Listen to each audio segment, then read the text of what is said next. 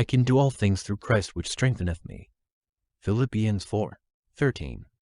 620 Live, so that we may all speak boldly. Now, I know I've talked about this verse before, but it is a very good verse. I mean, not that there's any verse in the Bible that's not good, but this is one that fills a lot of people with a lot of confidence. And, you know, and that's important because a lot of times stress can actually depress you.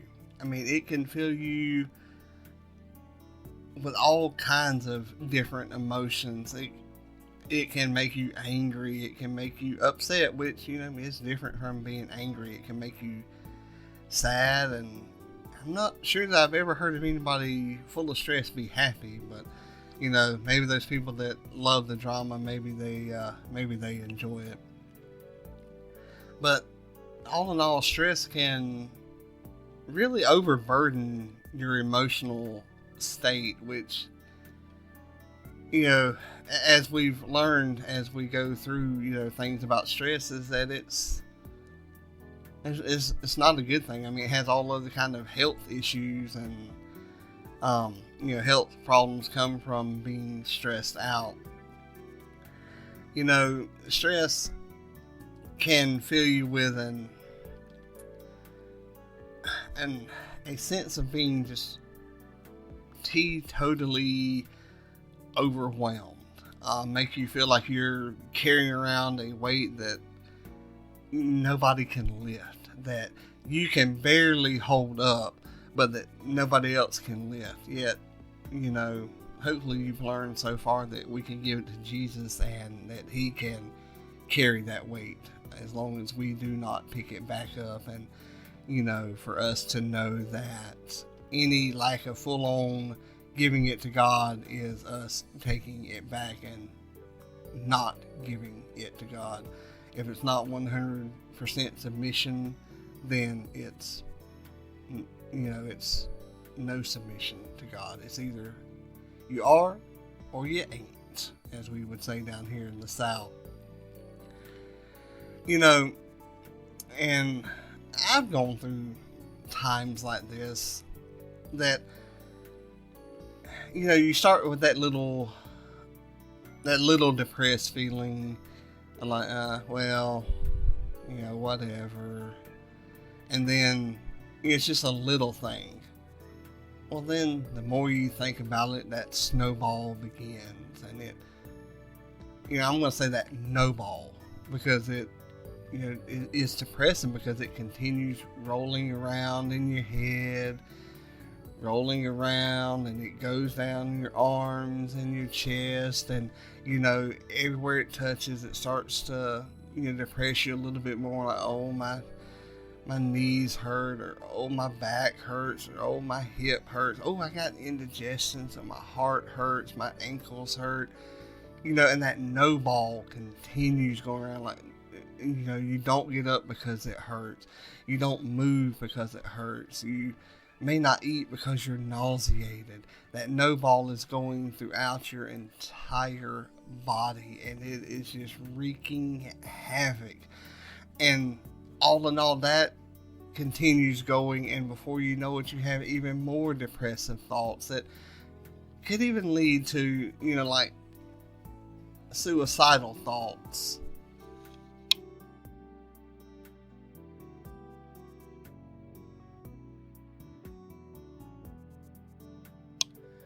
You know, and it's hard to get out from that mode or that feeling. It's hard to get above that and beyond that. And that's some of the miry clay that I believe that us as Christians, you know, and even lost people get into. The only difference is that Jesus is there to help us out, and He's there to help out the lost as well, but yet they don't see Him. They don't have access to Him until they, you know, pray the sinner's prayer and become saved. You know, and one area that I really didn't get a whole lot into is the fact that stress can roll around, that no ball can roll around in your head and leading to the point, of extreme depression and can lead to other mental disorders. I know that I mentioned it, and I know people that suffer from, depression. We've, lost a lot of celebrities that, suffer from depression. But, it can cause, like I said, we've lost them to suicide, but suicidal thoughts, these mental disorders come from, depression is to me where it begins, which leads to anxiety, which the anxiety increases because you're worried about being depressed. And you see how this whole, as I say, no ball forms and continues to grow until it's such a massive weight that there's no way anybody can stand up with it. And we need to remember that knowing God, we know that He can overcome it. We cannot tote that no ball. We cannot keep it. We cannot lift it. We cannot carry it. We cannot pull it. We cannot do anything with it unless we give it to God and leave it with God. Yes, we can do all things through Christ who strengthens us. Yes, we can. And that includes giving Him the things that are burdening us, bothering us, depressing us, keeping us down, and stressing us out. But the big key there, and I've mentioned it before, is leaving it with God. Now, to look at this verse, all things there. A lot of people think that Philippians 4:13 gives them a superhero power, but unfortunately, as much as I'd love to have laser visions and be able to fly and be able to lift tall buildings in a single bound, or lift a car with one finger, or, probably my favorite superhero power would be able to eat and eat and eat and, never gain weight. But, that's neither here nor there. Well, I would love to have superpowers. The all things in this verse does not mean that we have a superpower. What it means is all things that are in God's will. A lot of times we make that mistake and think that it's all things. But if it's not in God's will, then it's not going to happen. Oh, sure, I could walk outside right now and lift a car up with one finger if God wanted me to and gave me the power to. Can Richard go out there and lift a car up by himself with one finger? Richard can't do it with both arms. But if God gave me the power and it was in His will for me to do it, then I could do it. See, and that's what I'm saying. That's the misconception is with this verse, is that all things are not all things. They're all things in God's will. Now, some things that people have another problem with is, them thinking that God asked them to do something that they can't do. I want to stress this point here, is that God will not ask us to do something that He is not willing to help us do. He will not lead us to a situation without leading us through the situation. He will not lead us to an individual to witness to without giving us the words that we need for that person. If God leads you to something, He will lead you through something. That is a statement that has gotten me through more things than I can even, begin to number. He won't give us a problem that he has yet to give us the power to solve. You know, we've all heard he's the most powerful weapon. He has the most powerful name. You know, he's done all of this. He's done all of that. So that means also that he can give us a problem that we think is unsolvable or unbeatable, and on our own is. But with him, it is not, because he can do anything. And we can do anything through Christ, who gives us strength. You know, in fact, yes, we can do all things through Christ that strengthens us when it's in his will. We need to remember that when it comes to this verse, and not misquote it, but instead quote it and use it the way that it's meant to be. Now, Paul the Apostle, he went through quite a bit. Remember that he was also Saul, who would persecute Christians. You know, but whenever he became saved, his journey was, I won't really say just beginning, but, you know, of course, his journey as a Christian was just beginning. You know, he went through a ton of stuff that, you know, some of us can only imagine having to go through. But we also go through stuff as well. Like I said, maybe not as extreme as Paul, because a lot of us don't live the way that Paul did, and, you know, not caring what other people thought about us.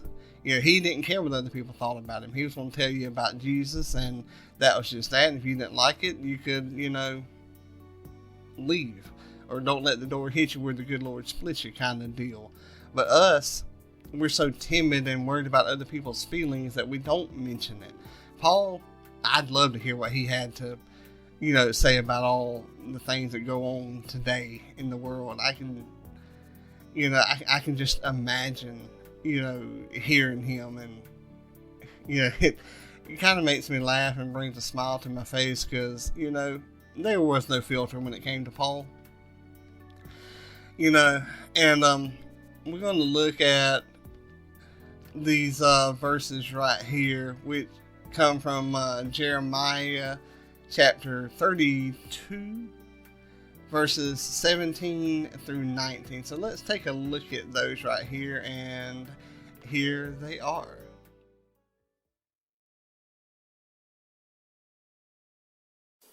I'd like to take this time to invite you to Sparks First Baptist Church in Sparks, Georgia.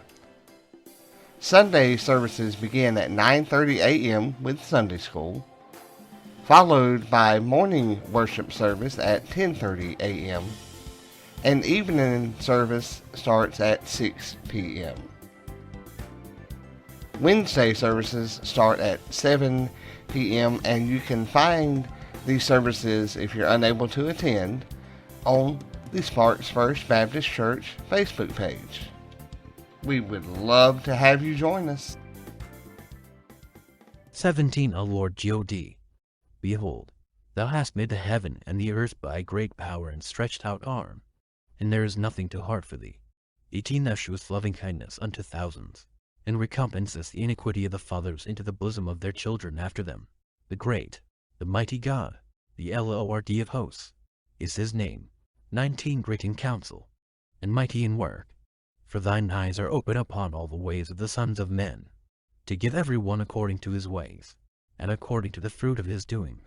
Jeremiah 32, 17-19. Now I want to take a look back at here. As you've just heard, you know, Jeremiah chapter 32 verses, you know, 17 through 19. You know, I want you to look back at the things that God has done. Now, we just got through talking about Paul, who would persecute Christians, and, you know, then on the Damascus Road, Saul became Paul and began to witness with the same vigor, if not more so, than what he did as he persecuted Christians. But, you know, that's not the only miracle that God has done. Now I want you to look at this. Moses, who had a speech impediment, had a stuttering problem, is what a lot of people think. He was an Egyptian, and the Egyptian children had been being killed, by Pharaoh. So, in essence, Moses should not even be alive because he should have been killed. But instead, he was placed by the riverbank where Pharaoh's daughter found him and raised him. And just by a miracle, they happened to get Moses' actual mother, who had given birth to him, as the nursemaid. Oh, what a tremendous amount of luck for dear Moses. But there's just one problem with that. That was not luck at all. That was God's divine intervention, and lo and behold, God's divine plan. It all started right there when Moses was found and then, nurtured. God was already working right then to get the Israelites who were being persecuted out of Egypt. So God used this. Oh wait, we need to talk about the fact that God used a murderer too, to help lead his people out of Egypt. In case you didn't know, Moses actually murdered someone and then went and hid in the wilderness. To the backside of the desert where he found, a wife, father-in-law Jethro. I just love that name, Jethro, by the way, ever since the Clampetts and the Beverly Hillbillies. But Moses not only murdered an Egyptian, he also had a stuttering problem, and he was afraid. Now, I haven't murdered anybody, and I think some of the things that I say may sound weird, like my actual speech, but I have gotten nervous about what other people would think about me, if they can understand me, which way I'm going with things. Don't you think we're all a lot like Moses? Maybe not the murder, although, other people have, and, become Christians, but, kind of unique that God would use somebody with such infirmities and such, a different history, isn't it? But yet, he does. And if God can use them, then he can use us as well. We may not be leading the Israelites out of Egypt such as what Moses did, but he can use a blind guy to do a podcast that maybe would lead someone to know Christ. Maybe he can use someone like Mr. David Ring, in case you've never heard of him, who has a speech impediment, to lead people to Christ. And unless I am sadly mistaken, Mr. David Ring said that he knows God used him because of his speech impediment, so people would have to listen closer to what he said. If you get a chance, look him up on YouTube. Very, very good speaker. But he could use someone, and I'm not sure how to say this gentleman's last name. I think Nick Vujicic. I'm not sure. I know he's written several books. And he's the guy that doesn't have any limbs, but yet he preaches and speaks about Jesus. I know one of his books is called like Without Limbs, I believe, or No Limbs, something like that. But God uses him.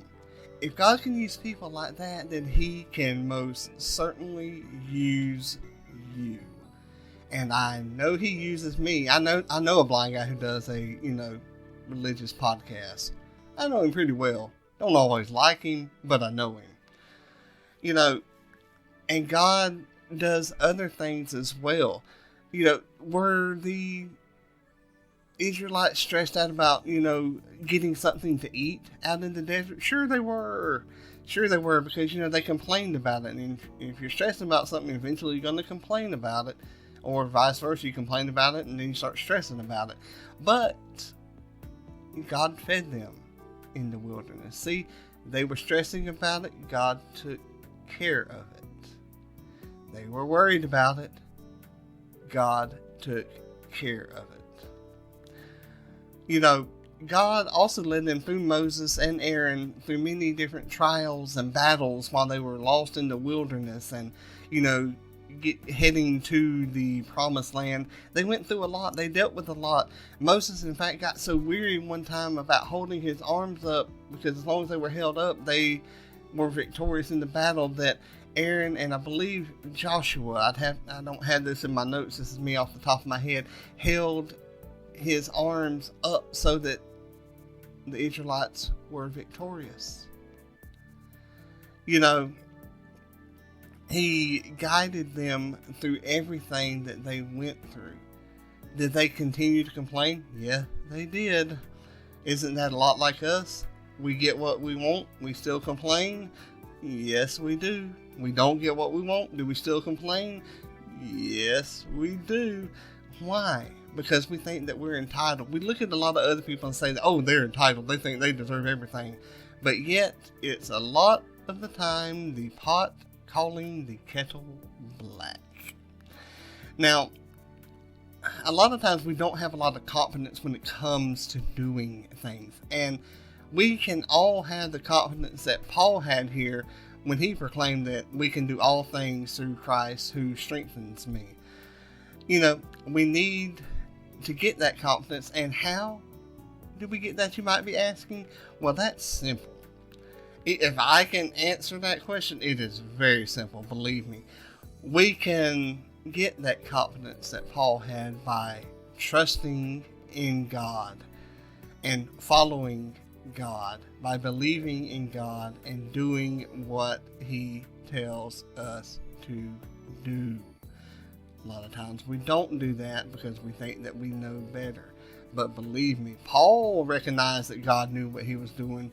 So why don't we take that example and realize that God knows what He's doing as well. Take that forth this week and apply it each and every day, and apply it to your life. God bless you. Hey, thank you for listening to the podcast. It means a lot to me. I just ask that you please like, share, rate, review, and if you want to keep up with each and every one of the podcasts, be sure to subscribe as well. You can visit us on the web at www.620lifepodcast.com. Again, that's www.620lifepodcast.com.